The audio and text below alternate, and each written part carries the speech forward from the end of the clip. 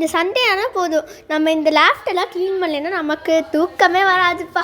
அப்போ தான் நாளே ஓடும். ஆமாம் ஆமாம், சண்டே ஒரு நாள் தான் நீங்கள் எங்கள் கூட இருக்கீங்க, அப்போவும் நீங்கள் இந்த மாதிரிலாம் பண்ணிட்டு இருந்தீங்கன்னா என்ன அர்த்தம் எனக்கு சுத்தமாக புரியலை. உள்ள நியாயம் வந்து எனக்கு சுத்தமாக தெரியல. இது புது இடமா இருக்கு. நான் தான். ஸ்பேனர் தானே வேணும், இந்தாங்க ஸ்பேனர் எல்லாம் எடுத்துக்கோங்க. ஆர்கே, நீ ஏன் இந்த மாதிரி இருக்க? மாதிரி ப்ராங்க் பண்ணுற வேலைலாம் என்கிட்ட வச்சுக்காத ஆர்கே. இது என்கிட்ட செல்லாது. உங்கள் அப்பா கிட்ட செல்லலாம், உங்கள் பாட்டிக்கிட்ட செல்லலாம், ஆனால் என்கிட்ட இந்த மாதிரி வேலைலாம் செல்லாது ஆர்கே. ஒழுங்காக போய் படிக்கிற வேலையை பாரு, சம்மர் வெக்கேஷன்னா என்ஜாய் பண்ணுற வேலையை பாரு. இங்கே உட்காந்து இந்த மாதிரி பண்ணி தெரியிடான். நெக்ஸ்ட் என்ன எடுத்து கொடுக்கணும்னு சொல்லுங்க, நான் அப்படியே எடுத்து கொடுக்குறேன். பார்த்து என்ன வார்த்தை பேசிட்ட நீ? நான் தான் அந்த காலத்துல போல கலந்துக்கிட்டுங்க, போன ஜென்மத்துல. அதனாலதான் என் கை லைட்டா வலிக்குது. எனக்கு தெரிஞ்ச அந்த போர்ல கை ஏதாவது அடிபட்டிருக்கும்.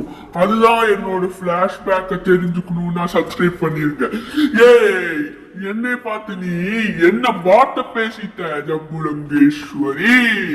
எனக்கு தெரிஞ்சு என்னமோ டிவி ஷோஸ் அதிகமாக பார்த்து என்னமோ கெட்டு போயிருக்கான்னு நினைக்கிறேன். ஹிக்கிகோ மாதிரி வந்துருச்சுன்னு நினைக்கிறேன் காயத்ரி. அவன் பேசாம டாக்டர் கிட்ட போய் பைத்தியக்கார ஹாஸ்பிட்டலில் பிடிச்சி கொடுத்துருவோமா? என்னது? நான் கன்னியாகுமரி தான் கேள்விப்பட்டிருக்கேன். அது என்ன ஹிக்கிகோ மாதிரி? எனக்கு தெரிஞ்சவனுக்கு பேய் தான் பிடிச்சிருக்குன்னு நினைக்கிறேன்.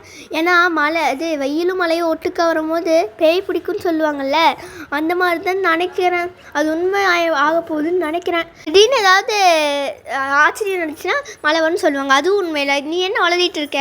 போய் வேற வேலைன்னு தான் அதை பாரு. மித்தபடி இந்த மாதிரிலாம் பேசிட்டு இருக்காத. சும்மா விட மாட்டேன்.